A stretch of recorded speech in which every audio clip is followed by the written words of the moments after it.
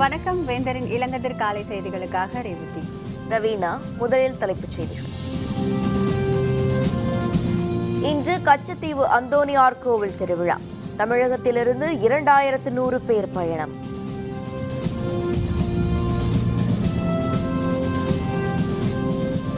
தமிழக புதிய தலைமை தேர்தல் அலுவலர் சத்யவிரத சாஹூ.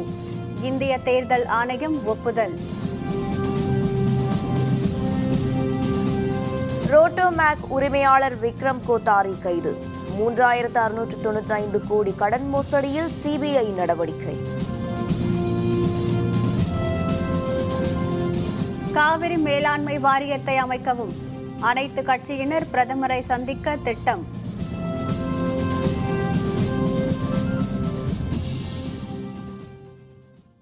வரலாற்று சிறப்புமிக்க கச்சத்தீவு அந்தோணியார் கோவில் திருவிழாவில் கலந்து கொள்ள தமிழகத்திலிருந்து 2000க்கும் அதிகமானோர் புறப்பட்டு செல்கின்றனர்.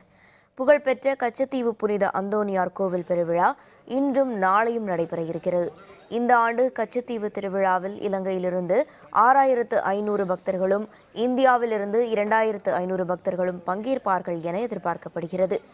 இதில் கலந்து கொள்வதற்காக ராமேஸ்வரத்திலிருந்து 62 விசைப்படகுகளில் மீனவர்கள் உள்ளிட்ட பக்தர்கள் இன்று புறப்படுகின்றனர்.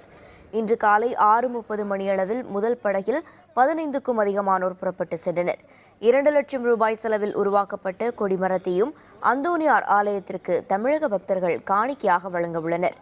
இந்த கொடிமரம் நிறுவப்பட்டு கச்சத்தீவு ஆண்டு திருவிழா இன்று மாலை தொடங்குகிறது.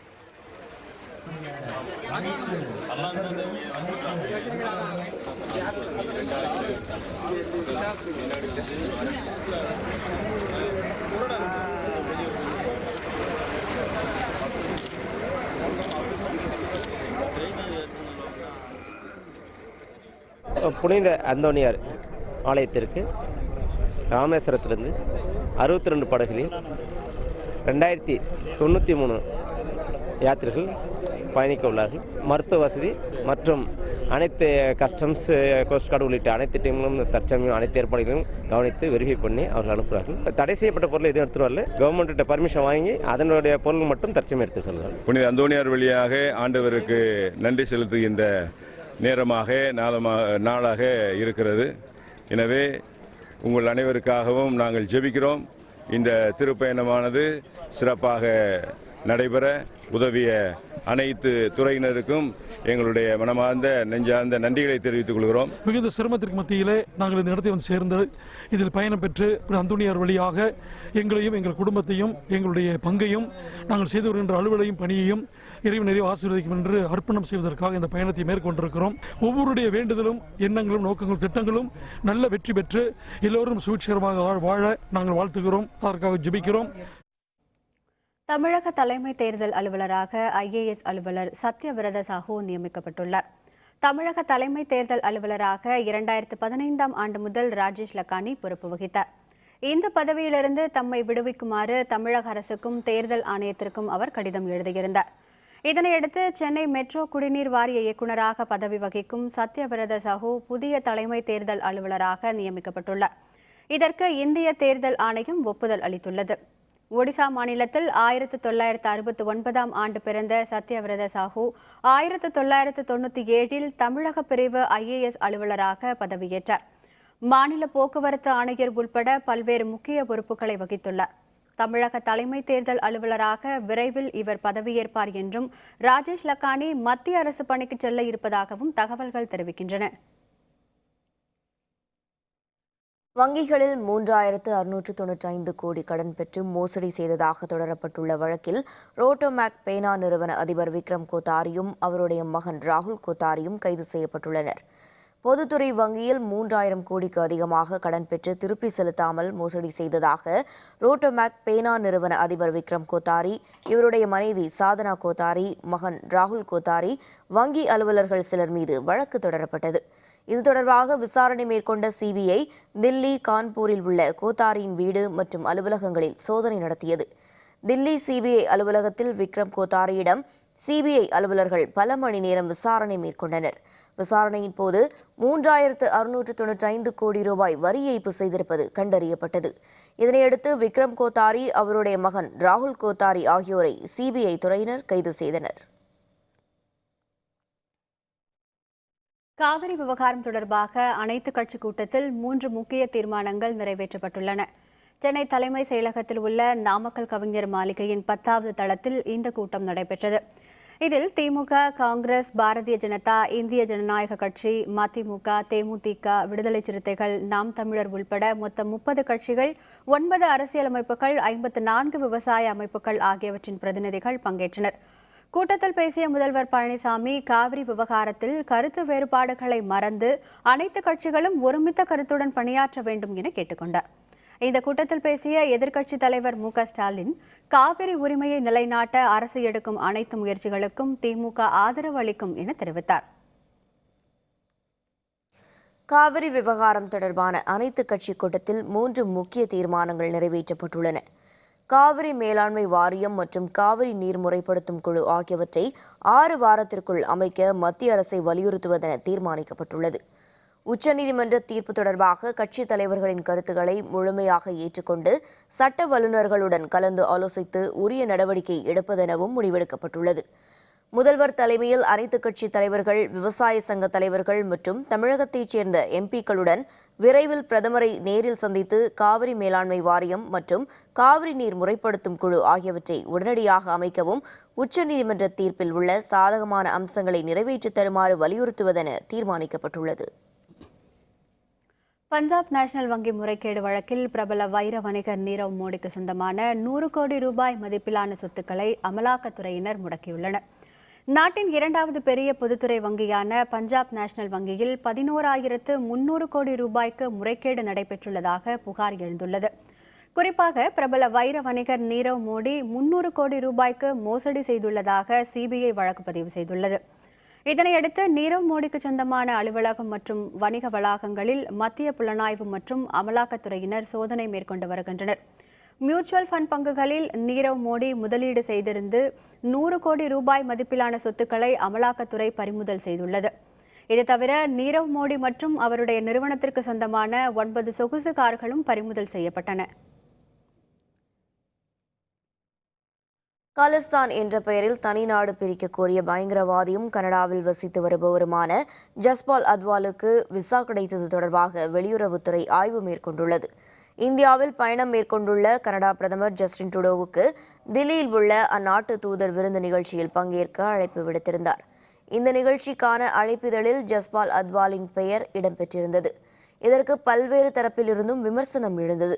இதனையடுத்து விருந்து நிகழ்ச்சி ரத்து செய்யப்பட்டது. இது தொடர்பாக தில்லியில் செய்தியாளர்களுடன் பேசிய வெளியுறவுத்துறை செயலர் ரவீஸ்குமார், கனடாவில் வசித்து வரும் ஜஸ்பால் அத்வாலுக்கு விசா கிடைத்தது தொடர்பாக ஆய்வு மேற்கொள்ளப்பட்டுள்ளதாக தெரிவித்தார். The fact that an invitation which was already extended to Mr. Atwal has been withdrawn, it basically shows that they have taken into account the concerns which we have. And I think we just need to move on from there now. I think it was an oversight. They have accepted it was an oversight. இது தொடர்பாக தில்லியில் பேசிய Canada பிரதமர் Justin Trudeau, இந்தியாவில் மட்டுமல்ல உலகில் எங்கும் பிரிவினைவாத கோரிக்கையை கனடா அனுமதிக்காது என தெரிவித்தார். Never should have received an invitation, and as soon as we found out, we rescinded the invitation immediately. The member of parliament who included this individual has and will assume full responsibility for his actions. இனி செய்திகளின் தொகுப்பு. பிரதமர் மோடியின் சென்னை வருகையொட்டி விமான நிலையத்தில் 7 அடுக்கு பாதுகாப்பு ஏற்பாடுகள் மேற்கொள்ளப்பட்டுள்ளன. தமிழக அரசின் இருசக்கர வாகன மானிய திட்டத்தின் தொடக்க விழா நாளை நடைபெறுகிறது. சென்னை கலைவாணர் அரங்கில் நடைபெறும் இந்த விழாவில் பிரதமர் மோடி பங்கேற்று திட்டத்தை தொடக்கி வைக்கிறார். இதனையொட்டி சென்னை விமான நிலையத்தில் 7 அடுக்கு பாதுகாப்பு ஏற்பாடுகள் மேற்கொள்ளப்பட்டுள்ளன. முன்னாள் காங்கிரஸ் தலைவர் சோனியா காந்தி உத்தரப்பிரதேச மாநிலம் ரேபரேலி தொகுதியில் நாளை சுற்றுப்பயணம் மேற்கொள்கிறார். கடந்த ஓராண்டாக உடல்நலக்குறைவால் எந்த நிகழ்ச்சியிலும் சோனியா காந்தி பங்கேற்கவில்லை. இதனையடுத்து காங்கிரஸ் கட்சியின் தலைவராக ராகுல் காந்தி கடந்த டிசம்பரில் பொறுப்பேற்றார். தனது சொந்த தொகுதியான ரேபரேலிக்கு சோனியா காந்தி நாளை செல்கிறார். அப்போது தொகுதி மக்களை சந்தித்து குறைகளை கேட்க இருப்பதாக காங்கிரஸ் தரப்பில் தெரிவிக்கப்பட்டுள்ளது. வடகிழக்கு மாநிலங்களின் சூழல் தொடர்பாக ராணுவ தலைமை தளபதி பிபின் ராவத் தெரிவித்த கருத்தில் அரசியல் கிடையாது என பாதுகாப்புத்துறை விளக்கம் அளித்துள்ளது. பாதுகாப்பு ஆராய்ச்சி மற்றும் மேம்பாட்டு அமைப்பு சார்பில் நடைபெற்ற நிகழ்ச்சியில் பேசிய பிபின் ராவத், இந்தியாவிற்குள் மறைமுக போரை நடத்த அண்டை நாடுகள் திட்டமிருக்கின்றன என தெரிவித்தார். இந்தியாவிற்குள் அசாதாரண சூழலை உருவாக்க பாகிஸ்தான் முயல்வதாகவும் மறைமுகமாக குற்றம் சாட்டினார். இது தொடர்பாக விளக்கமளித்துள்ள பாதுகாப்புத்துறை, ராணுவ தலைமை தளபதி கருத்தில் எவ்வித அரசியலும் இல்லை என தெரிவித்துள்ளது. கூகுள் நிறுவனம் அதன் விளம்பர தளங்களில் தமிழ் மொழியை அறிமுகப்படுத்தியுள்ளது. இதன்படி கூகுள் அட்வர்ட்ஸ், கூகுள் ஆட்சன்ஸ் தளங்களில் தமிழில் விளம்பரங்களை வெளியிடலாம். இந்திய மொழிகளில் விளம்பரங்களை வெளியிடும் வசதியை கூகுள் நிறுவனம் ஏற்கனவே அறிமுகப்படுத்தியது. ஹிந்தி மொழி விளம்பரங்களுக்கு அதிக வரவேற்பு கிடைத்ததை அடுத்து தமிழ் மற்றும் வங்க மொழிகளில் விளம்பரங்களை வெளியிடும் வசதியை தற்போது அறிமுகப்படுத்தியுள்ளது. இதன் மூலம் பன்னாட்டு அளவில் விளம்பரதாரர்களை கவரலாம் என்றும் கூகுள் தெரிவித்துள்ளது. கர்நாடக முதல்வரை கண்டித்து ஆர்ப்பாட்டம், காவிரி உரிமை மீட்பு குழு அறிவிப்பு. விவரம் விளம்பர இடைவேளைக்கு பிறகு.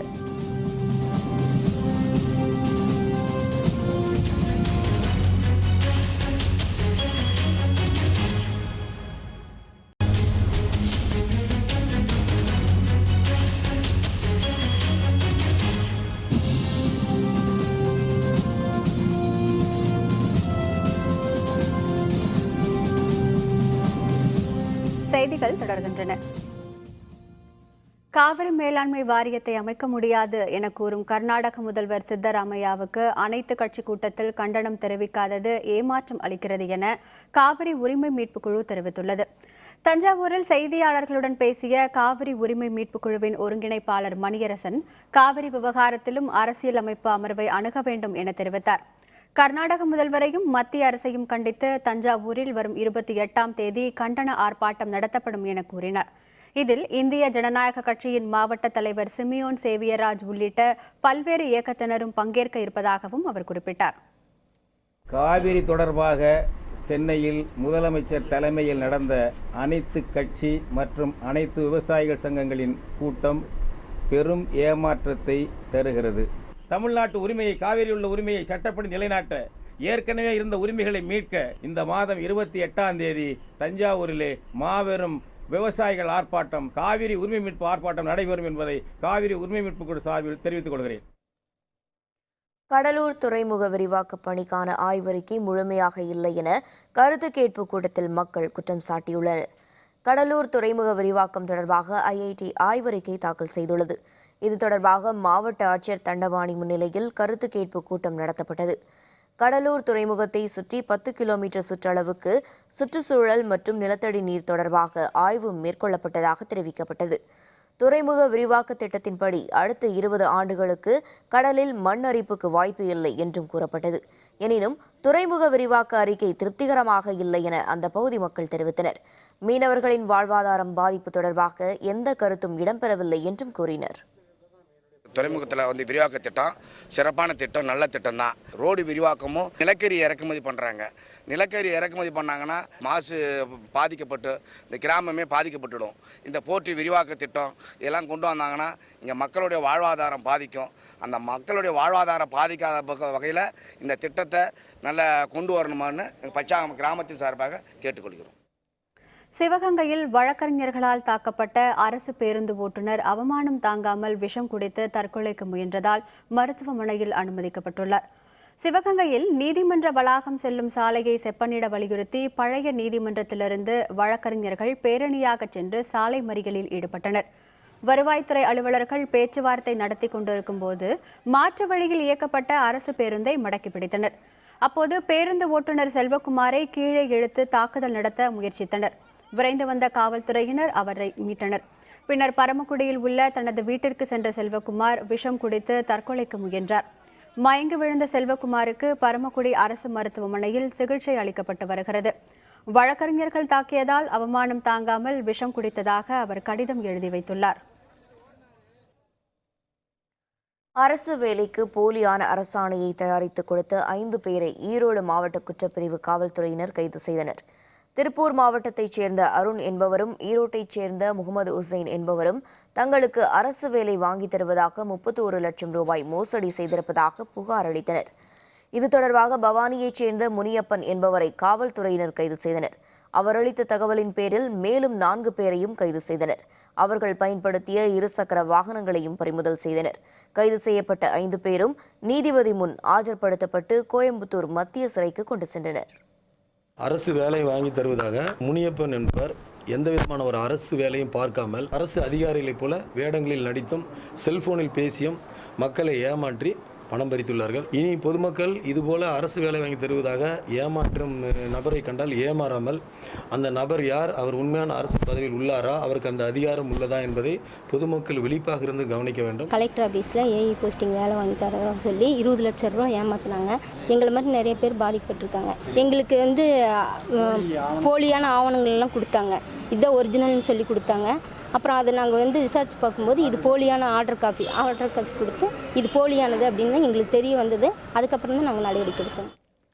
திருச்செங்கோட்டில் விபத்தில் சிக்கியவரை உரிய நேரத்தில் மருத்துவமனைக்கு அழைத்துச் செல்ல முடியாத நிலைமை ஏற்பட்டதால் அவர் உயிரிழந்தார்.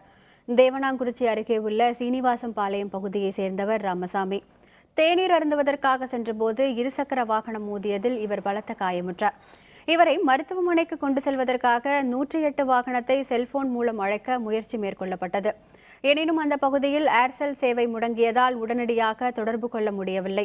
45 நிமிடங்களுக்கு பிறகு வேறு வாகனம் மூலம் திருச்செங்கோடு அரசு மருத்துவமனைக்கு கொண்டு செல்லும் வழியில் ராமசாமி உயிரிழந்தார். வண்டியில் வந்திருக்கார் பால் கொண்டுகிட்டு. அந்த நேரத்தில் அந்த இடத்துல ஆக்சிடென்ட் ஆயிடுச்சு. ஆக்சிடென்ட் ஆகினா பக்கத்தில் யாரெல்லாம் அப்புறம் மறுபடியெல்லாம் வந்து பார்த்துருக்குறாங்க. 108க்கு ஃபோன் பண்ணலாங்கிறபோது 108 ஃபோனும் ஒர்க் ஆகல. ஏர் செல்லு எடுக்காதனால வண்டி வரதுக்கு கொஞ்சம் தாமதம் ஆயிடுச்சு. அப்புறம் வண்டி வந்து அப்புறம் ஏற்றிட்டு வந்தால் அப்புறம் அந்த மாதிரி இறந்துட்டார். வர வழியில் இறந்துட்டார். இதேபோல் ஏர்செல் நெட்வொர்க் முடங்கியதால் பாதிக்கப்பட்ட பல்வேறு தரப்பினரும் திருச்செங்கோட்டில் உள்ள ஏர்செல் அலுவலகத்தை முற்றுகையிட்டனர். ஏர்செல் எங்களுக்கு கொஞ்சம் 1 மாசமா சரியா வேலை செய்யுங்க. இதனால எங்களுக்கு ஏகப்பட்ட லாஸு. யாருக்கு ஃபோன் பண்ணாலும் ஃபோன் போக மாட்டேங்குது. நாங்கள் இதுக்கு மெசேஜ் அனுப்பினாலும் எங்களுக்கு ரிட்டர்ன் மெசேஜ் அனுப்ப மாட்டேங்கிறாங்க. இதை நாங்கள் பல தடவை ஏர்செல் ஆஃபீஸில் கேட்டுகிட்டே இருக்கோம். அதுக்கு உண்டான பதில் எதுவுமே கரெக்டாக சொல்ல மாட்டேங்கிறாங்க. 10 நாளாக எனக்கு ஃபோன் எந்த ஃபோனும் வர மாட்டேங்குது. எந்த வேலையுமே ஆர்டர் எடுக்க முடியல, வேலையை செய்ய முடியலைங்க. யார் கூப்பிடுறாங்க என்ன பண்ணுறான்னு தெரியல. ஒரு வீட்டுக்கு ஏதாவது முக்கியமான மெசேஜ் சொல்லணும்னாலும் எதுவுமே கான்டாக்ட் பண்ண முடியல. கஸ்டமர் கேர்லேயும் எந்த ஒரு தீர்வும் கிடைக்க மாட்டேங்குது. எங்களோட மெசேஜ் அனுப்பி எங்களோட பேலன்ஸை குறைஞ்சி போச்சு. கேட்டால் 6 மணி நேரம் ஆகும், ஒரு வாரம் ஆகும். அப்படி எங்களை அலைக்கழிக்கிறாங்க. நாங்கள் என்ன பண்ணுறதுன்னு தெரியாமல் தான் நாங்கள் தெரியாமல் முடிச்சுட்டு இருக்கோம். திருவொற்றியூர் அருள்மிகு வடிவுடையம்மன் திருக்கோவிலில் மாசி மாத பிரம்மோற்சவ விழாவில் பக்தர்கள் பங்கேற்று சுவாமி தரிசனம் செய்தனர். திருவள்ளூர் மாவட்டம் திருவொற்றியூர் அருள்மிகு தியாகராஜ சுவாமி உடனுரை வடிவுடையம்மன் திருக்கோவிலில் மாசி மாத பிரம்மோற்சவ விழா விமர்சையாக கொண்டாடப்பட்டு வருகிறது. இந்த விழாவின் 3ஆம் நாளான நேற்று காலையில் அருள்மிகு சந்திரசேகரர் பூத வாகனத்திலும் மாலையில் சிம்ம வாகனத்திலும் எழுந்தருளி பக்தர்களுக்கு காட்சியளித்தார். மாசி மாத பிரம்மோற்சவ விழாவில் திரளான பக்தர்கள் கலந்து கொண்டு சாமி தரிசனம் செய்தனர்.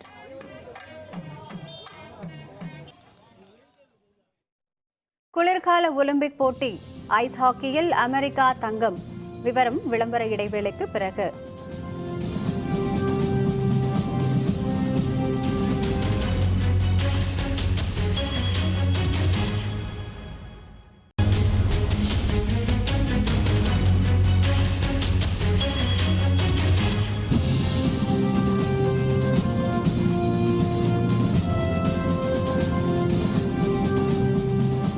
செய்திகள் தொடர்கின்றன. இனி அயலக செய்திகள்.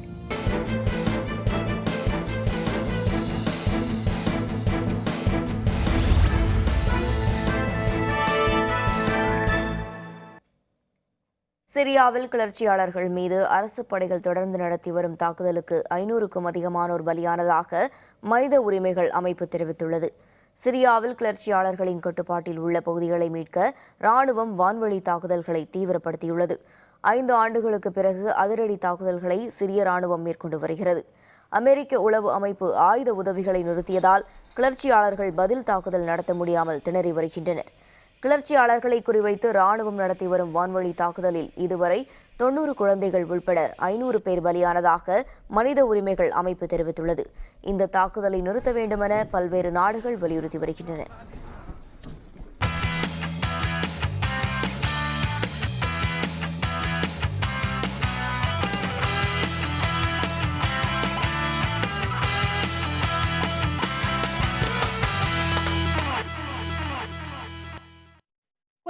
ஒலிம்பிக் போட்டியில் மகளிருக்கான ஐஸ் ஹாக்கி இறுதி ஆட்டத்தில் அமெரிக்க அணி வெற்றி பெற்று தங்கப் பதக்கத்தை தட்டி சென்றது. தென்கொரியாவின் பியாங்சாங் நகரில் 23வது குளிர்கால ஒலிம்பிக் போட்டி நடைபெற்று வருகிறது. மகளிர் ஹாக்கி போட்டியின் இறுதி ஆட்டத்தில் அமெரிக்கா கனடா அணிகள் மோதின. விறுவிறுப்பாக நடைபெற்ற போட்டியில் இரு அணிகளும் தலா 2 கோல்கள் அடித்தன. கூடுதல் நேரத்தில் யாரும் கோல் அடிக்கவில்லை. இதனையடுத்து பெனால்டி ஷூட் அவுட் முடிவில் அமெரிக்கா 3-2 என்ற கோல் கணக்கில் த்ரில் வெற்றியை பெற்றது. ஐஸ் ஹாக்கி போட்டியில் 1998ஆம் ஆண்டிற்கு பிறகு அமெரிக்க அணி தங்கம் வென்றுள்ளது. இதனிடையே வீராங்கனை சுஜானோ ஸ்கல்டிங் தங்கப் பதக்கத்தை கைப்பற்றினார். இனி வரலாற்றில் இன்று.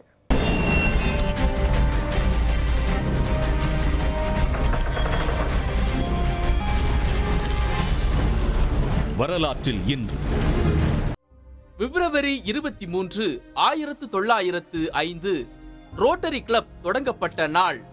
ரோட்டரி கிளப் என்பது சமூக சேவை செய்யும் ஒரு சேவை அமைப்பு.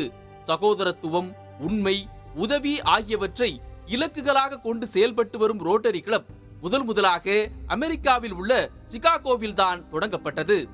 பால்பிகாரிஸ் என்ற வழக்கறிஞர் தனது 3 நண்பர்களுடன் சேர்ந்து 1905ஆம் ஆண்டு பிப்ரவரி மாதம் 23ஆம் நாள் ரோட்டரி கிளப்பை தொடங்கினார்.